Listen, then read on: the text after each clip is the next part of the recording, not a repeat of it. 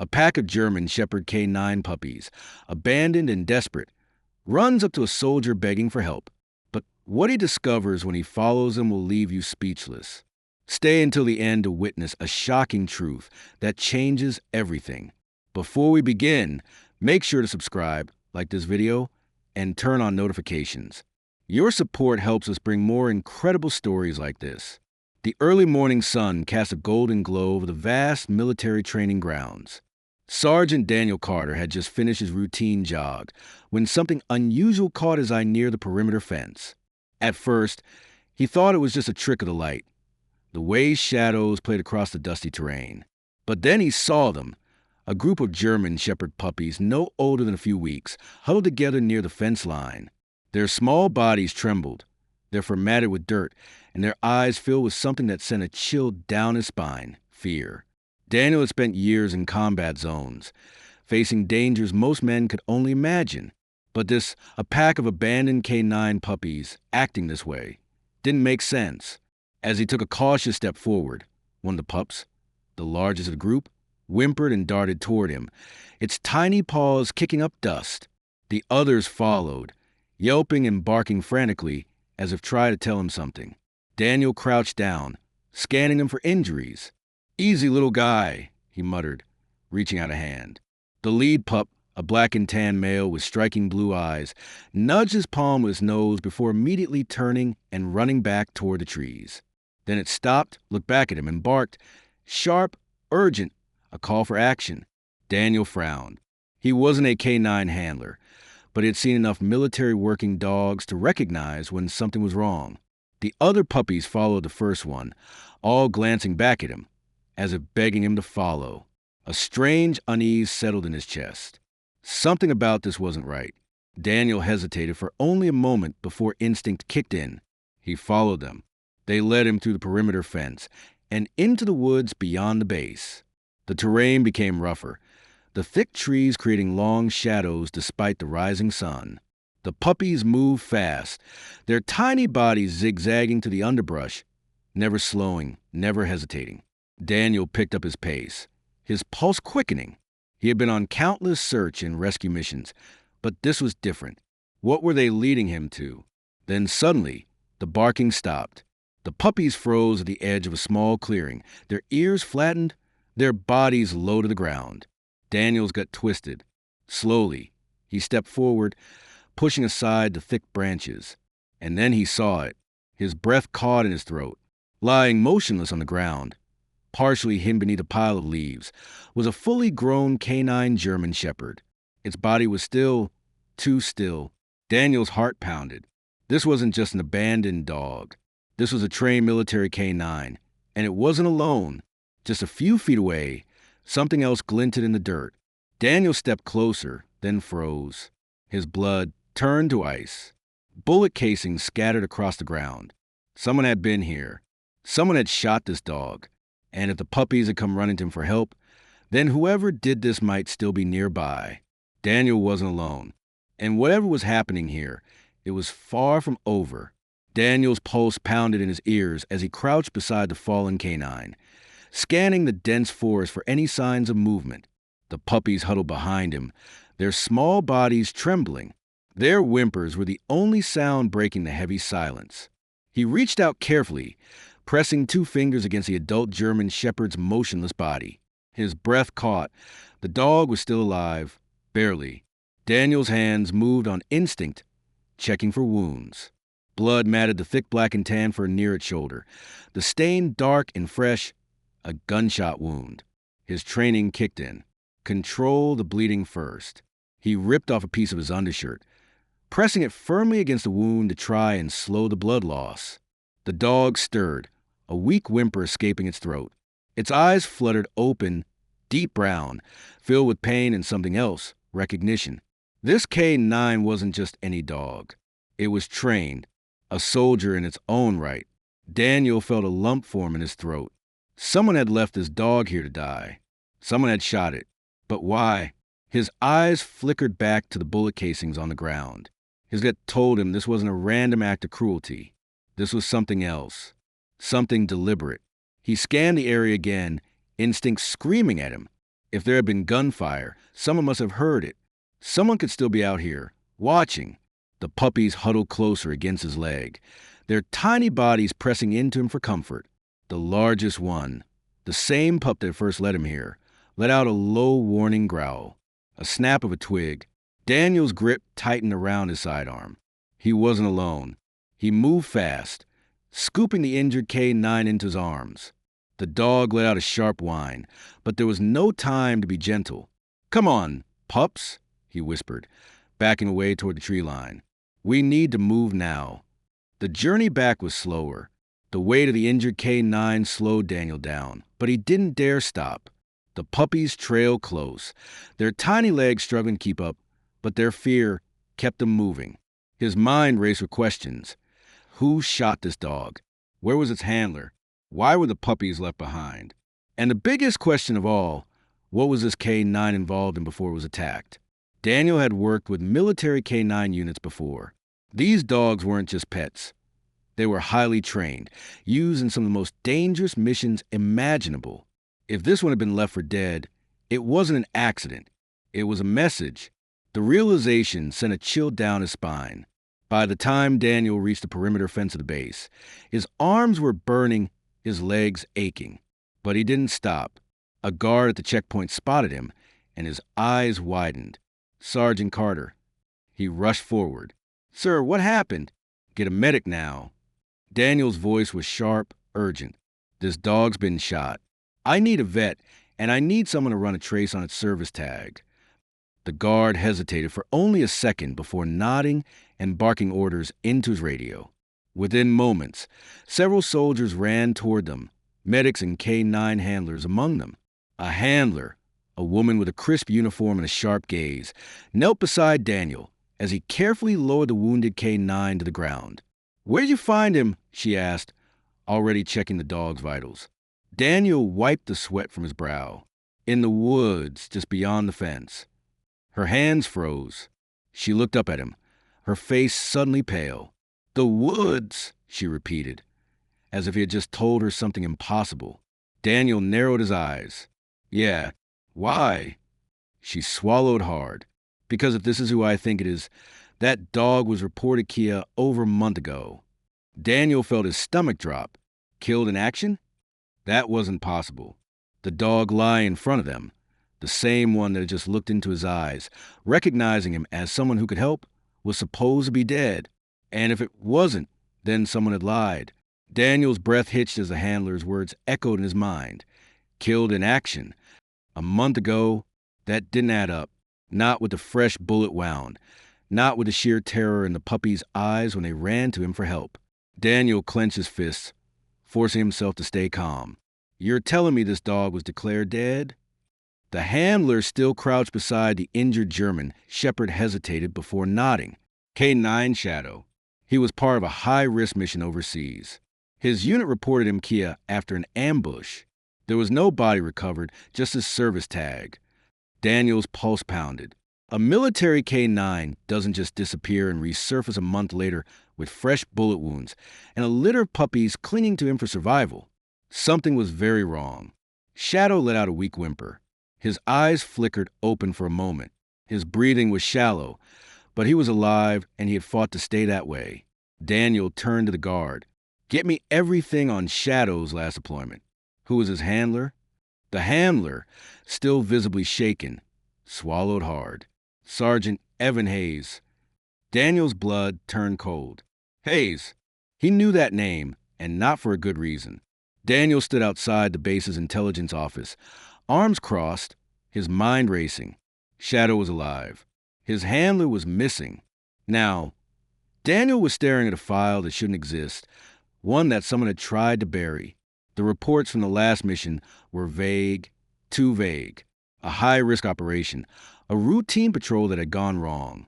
Multiple soldiers injured, and Shadow reported Kia. But there was one detail missing from the report.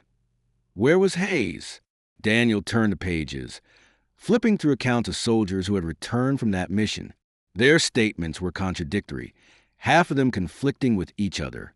Some said Hayes had gone down in the firefight. Others claimed he had been captured. No one had seen his body, And now, his K9 had just shown up, bleeding, with a litter of puppies. Daniel's stomach twisted. He needed answers, and he knew where to start. The medical bay was quiet except for the rhythmic beeping of monitors. Shadow lay on a padded table, his wound bandaged, IVs hooked up to keep him stable. The puppies had curled up beside him, their tiny bodies pressed close, refusing to leave his side. Daniel stepped inside, his boots barely making a sound against the tile floor. He approached the vet on duty, a man in his early 40s who had seen enough combat injuries to know when something didn't add up. "How's he doing?" Daniel asked, keeping his voice low. The vet sighed, rubbing his forehead. It's a miracle he made it back. He's severely dehydrated, malnourished, and the bullet wound was meant to kill, but it missed anything vital. Daniel's gut clenched. Meant to kill?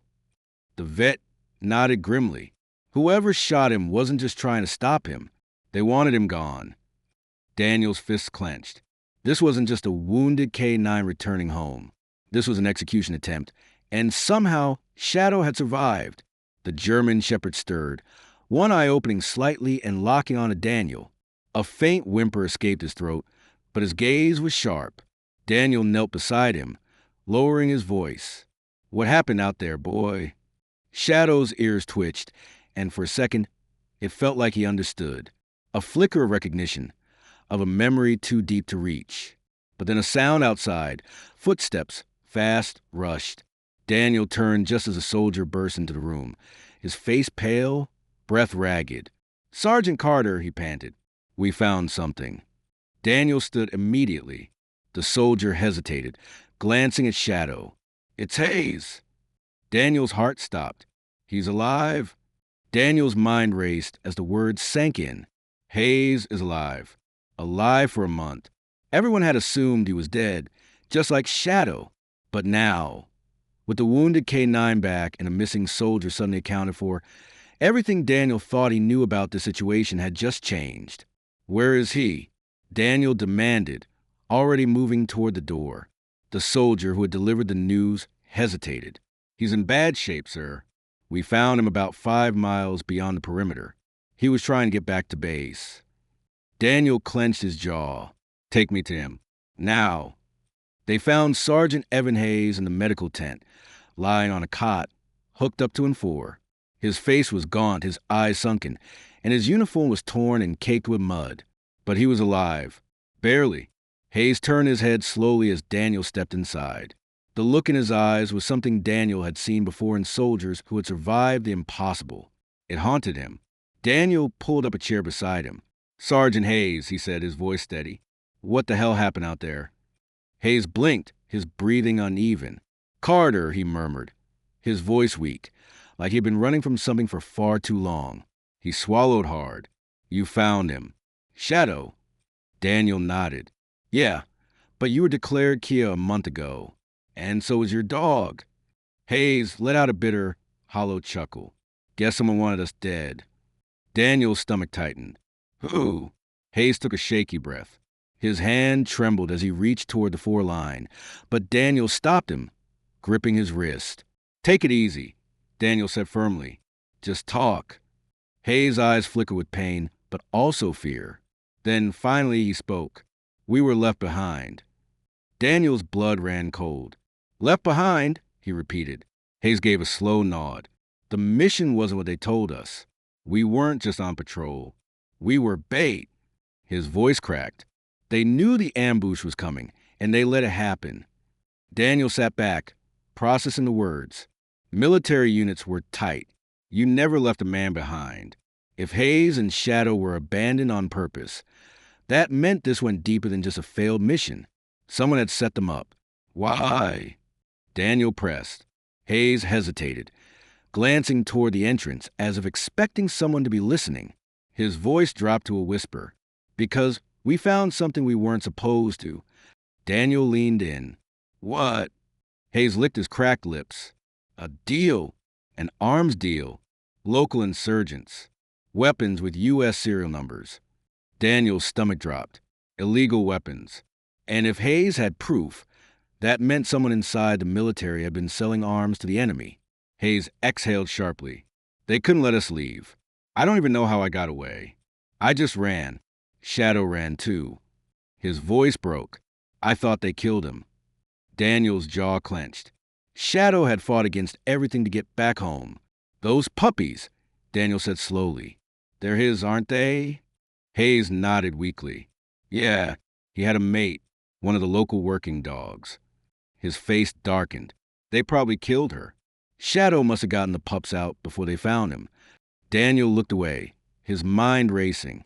This wasn't just about a missing soldier or a wounded canine. This was a cover-up, and someone didn't want the truth to get out. Suddenly, the tent flap rustled. Daniel turned just in time to see a shadow move outside. His instincts flared. They were being watched. Someone knew Hayes was talking, and if they were listening, that meant they were already planning to silence him. The air inside the medical tent felt thick, almost suffocating. Daniel's instincts screamed at him. Someone had been outside listening. He couldn't ignore the sensation crawling up his spine, the way the puppies had tensed, their small bodies pressing against the floor in a silent warning. Hayes looked at him, eyes heavy with exhaustion, but sharp with the same realization. They had been talking too much, and now someone knew. Daniel didn't waste another second. In a single fluid motion, he grabbed his sidearm and rushed toward the tent entrance. He didn't barge through recklessly. His years in combat had taught him better. Instead, he moved silently, barely disturbing the canvas flap as he stepped outside into cool night air. The base was quiet, too quiet. His boots barely made a sound on the dirt path as he scanned the alley between the tents. There was nothing immediately visible, but Daniel knew better than to take things at face value. He crouched low, listening. A few feet away, the faintest shuffle of gravel reached his ears. Someone was moving quickly but carefully, someone who knew how to stay hidden. He turned toward the sound, gun raised, his body moving with an instinct honed over years of experience. But by the time he reached the edge of the tent, the presence was gone. Daniel didn't move for a few seconds, his heartbeat steady, but his mind racing. Someone had been there, listening, calculating, and now they had disappeared into the night with whatever information they had overheard. He exhaled sharply and turned back toward the tent. Inside, Hayes was already struggling to get up. "Don't," Daniel ordered, stepping forward to push him back down onto the cot. "You're in no shape to move." Hayes grimaced but didn't fight back. "You saw them." Daniel shook his head. "They were good, knew how to disappear." Hayes cursed under his breath. "That means we're out of time." Daniel didn't disagree. Whoever had been eavesdropping wouldn't have been some low-level soldier. This was bigger than them now. And if someone high up wanted this information buried, then Hayes and anyone helping him had just been marked as a threat. Daniel glanced at Shadow, who was still resting but had lifted his head slightly. His deep brown eyes scanning the room as if sensing the shift in tension. The puppies were curled up beside him, their small forms rising and falling with each breath. They had been through so much already, and now they were part of something even bigger. "We have to move," Daniel said, his voice low. Hayes let out a tired breath. "Where?" Daniel already had an answer. He had known the second he realized they were being watched. He had places, locations off the grid, places where he had taken men, before when things got too dangerous. He had only used them when absolutely necessary, and right now, this situation was beyond necessary. "There's an old safe house," he said. "Military outpost, technically abandoned. No active personnel. It's not on any registry, and no one should be watching it." Hayes didn't look convinced. "You sure about that?" Daniel glanced at the tent entrance, then back at Hayes. "Nothing is safe anymore, but it's safer than staying here." Hayes ran a hand over his face. "Then we don't have a choice." Daniel nodded. "No, we don't." Moving Shadow wasn't going to be easy. The dog was still weak, still fighting through his injuries, but there was no alternative. If they left him here, he wouldn't survive the night. The same went for the puppies. Daniel made the call. Within 10 minutes, he had secured a private transport, bypassing all the usual base protocols. He knew better than to file for an official transfer. Someone would stop it before it could even be approved.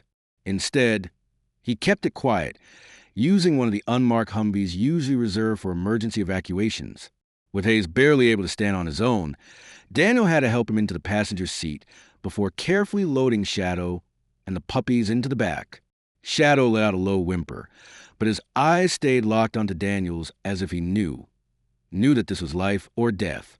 Once they were on the road, Daniel pushed the Humvee faster than he should have. Every minute they stayed within the base perimeter was a risk. He didn't breathe properly until the dim lights of the base disappeared in the rear-view mirror. Only then did he glance at Hayes. "You holding up?" he asked. Hayes smirked weakly. "Haven't died yet." Daniel didn't smile. "Let's keep it that way." The safe house was nearly 2 hours away, deep into the woods outside the base. The road was rough, barely used, winding through the thick trees that blocked out most of the moonlight. When the cabin finally came into view, Daniel exhaled slowly. It wasn't much to look at, just an old wooden structure reinforced with steel, barely more than a bunker disguised as a rustic retreat. But it was safe for now. He pulled up and killed the engine. Hayes groaned as he pushed himself upright, wincing. "Really went for the scenic route, huh?" Daniel ignored him and moved quickly, getting Shadow out first. The dog was exhausted but still lifted his head as Daniel carried him inside. The puppies followed, their tiny feet barely making a sound on the old wooden floor. Inside the cabin was cold, the air heavy with dust. Daniel went straight to the communications equipment, switching on a secured frequency. He needed intel, and he knew just a man to call. The line crackled to life a few moments later. "Carter?" A gruff voice answered. "Didn't think I'd hear from you." Daniel didn't waste time. "Reyes, I need information." There was a pause. "This about the mission?" Daniel's grip on the radio tightened. "Yeah, and about the people trying to bury it." Another pause. "Reyes," he said, "you have no idea how deep this goes." Daniel exchanged a glance with Hayes, who was watching him closely. "Then tell me." Reyes hesitated, then finally spoke. "There's a leak, Carter. High up. Weapons being moved. Deals being made under the table. Your boy Hayes, he found out something that should have stayed buried." Daniel's pulse quickened. "Who's behind it?" Reyes exhaled. "General Morgan." Daniel's blood ran cold. General Morgan wasn't just a high-ranking officer. He was one of the most powerful men in the chain of command. If he was involved, this wasn't just a few bad soldiers sneaking weapons through the system. This was an entire operation. And now, Morgan knew that Hayes was alive, that Shadow had survived, and that Daniel was asking questions. "They know you're looking, Carter," Reyes continued. "And if you're not careful, you'll be the next name on their list." Daniel's jaw clenched. He turned toward the door, scanning the tree line through the cabin window. Everything was still quiet, but that didn't mean they were alone. Then a single gunshot. The window shattered. "Down!" Daniel shouted, diving for cover as bullets ripped through the wooden walls. Hayes hit the ground beside him, his breath ragged. Shadow let out a fierce bark, standing over the puppies protectively. Daniel moved fast, grabbing his rifle and scanning the tree line. 3 men, silencers on their weapons. They weren't here to arrest them. They were here to kill them. Hayes reached for his own weapon, gritting his teeth. Plan. Daniel's mind was already racing. Fight first, ask questions later. Another shot rang out, barely missing his head. Daniel took a deep breath, then fired first, and the hunt had officially begun. The gunfire ripped through the cabin, splintering wood and shattering glass. Daniel moved fast, keeping low as bullets tore through the walls. 3 men, silencers on their weapons. These weren't just soldiers. They were hitmen trained and precise, sent here to end this. Hayes was on the floor, blood seeping through the bandages on his side. He'd already been too weak to move much, and now, with the impact of diving out a line of fire, he looked even worse. But his hands were steady as he loaded his rifle, his expression grim. Shadow let out a low warning growl. Standing in front of the puppies, his body tensed despite his injury.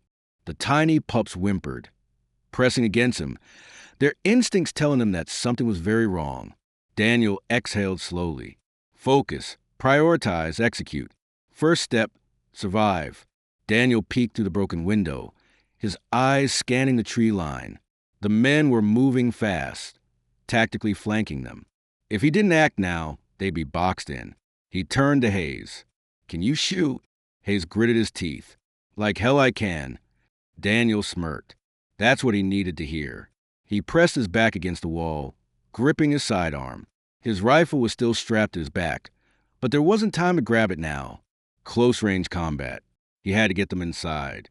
One of the men made a mistake, stepping too far out of cover.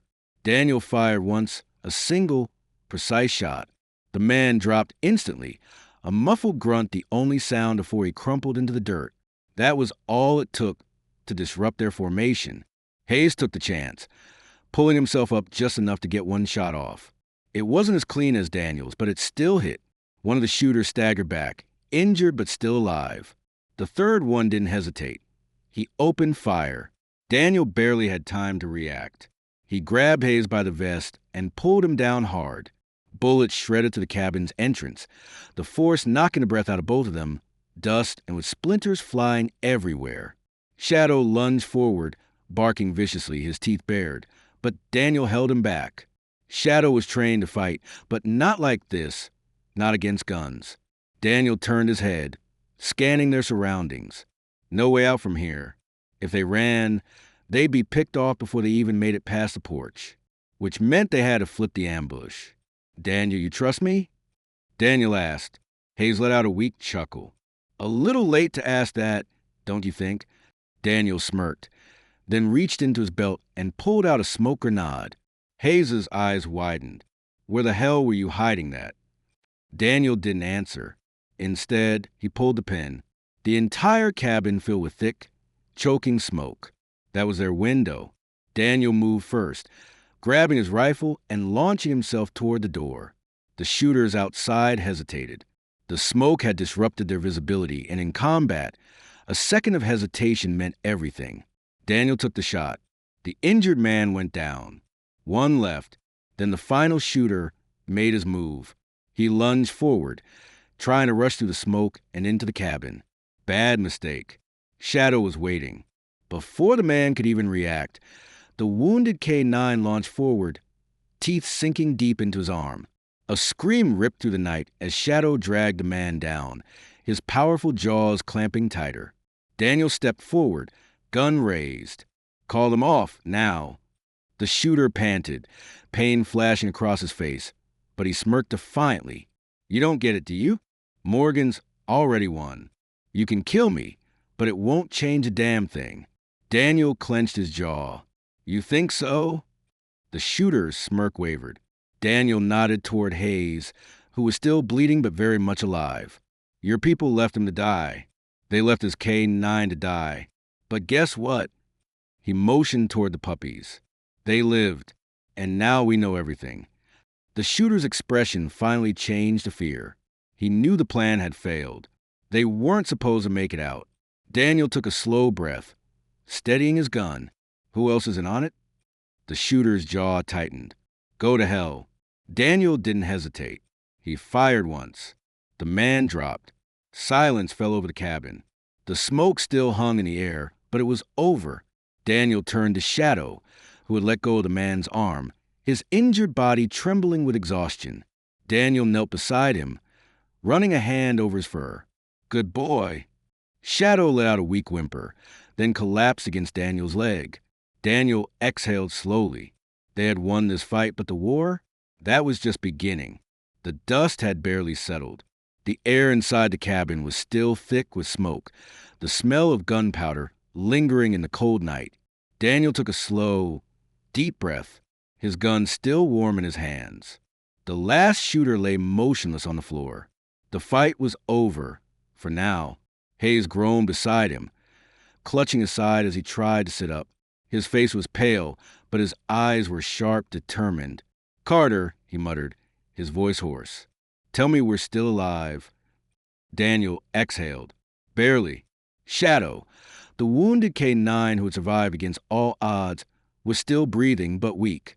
The puppies were nestled around him, their small bodies rising and falling with exhaustion. They had no idea how close they had come to being wiped out.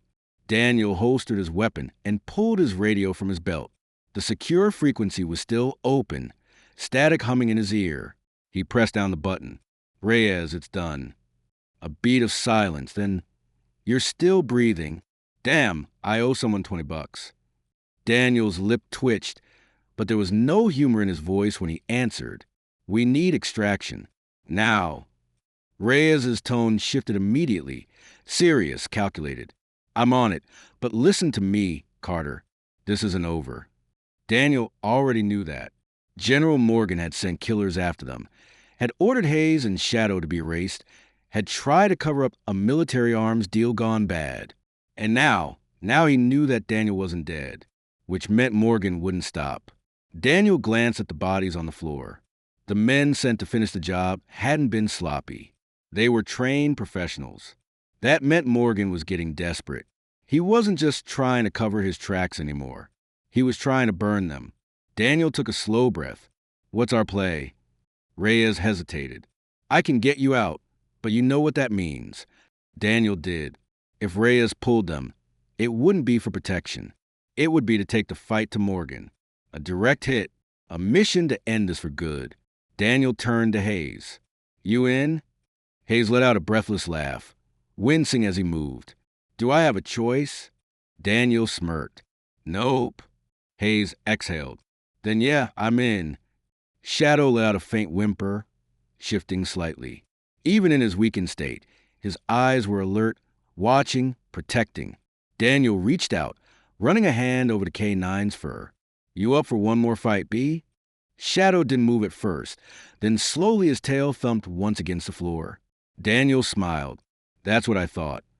12 hours later, the black SUV rumbled through the night, headlights slicing through the dense forest. The road ahead was long and uncertain, but the mission was clear now. They weren't running anymore.